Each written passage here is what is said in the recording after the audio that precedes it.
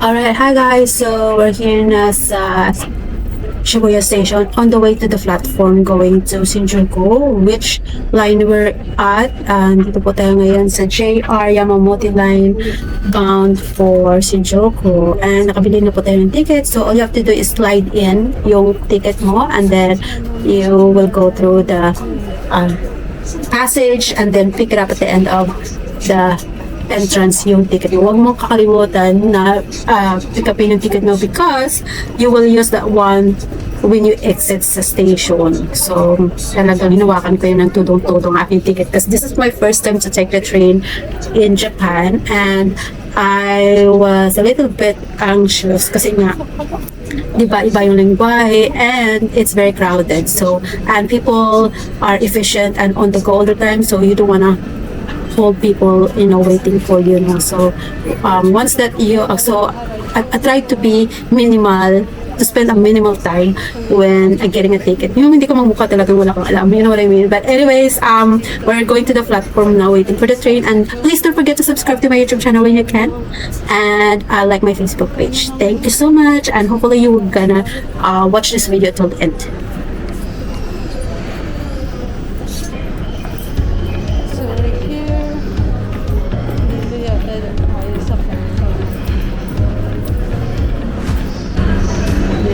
Gusto mo sumikuro, dito ka line 2, line 1.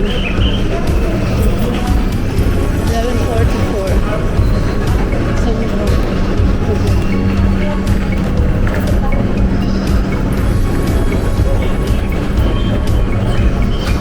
Dito tayo para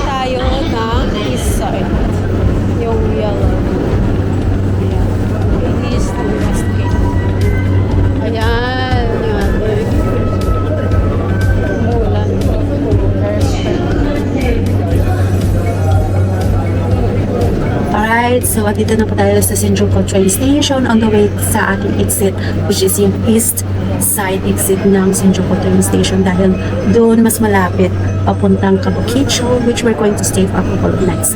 So, just a few things to know or things to know about Shinjuku station. It holds the Guinness World Record for being the world's busiest train station, of course, and approximately 3.5 million people passing through it on a daily basis. Wow, super massive. Del Camo, they have 12 different train lines operated by 5 separate railway companies, and yung platform nila, they have 36 platform. And of course, according to Time Out, it is one of the most confusing train station as well. So, yung kanilang exit dito, they have 200 exits sa Shinjuku train station. But, so you only have to know 3.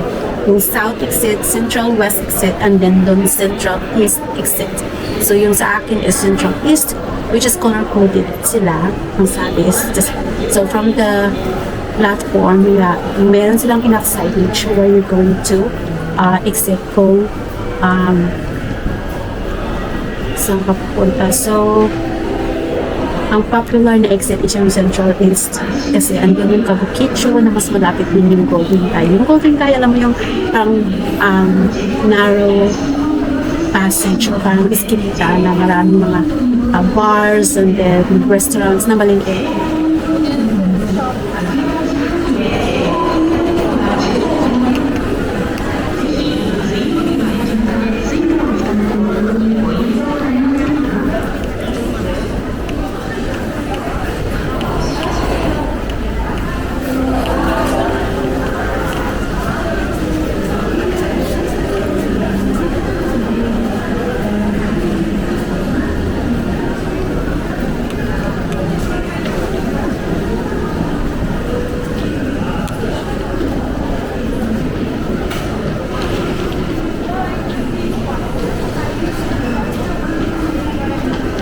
Dali, bago tayo kailangan pamilyar tayo sa area.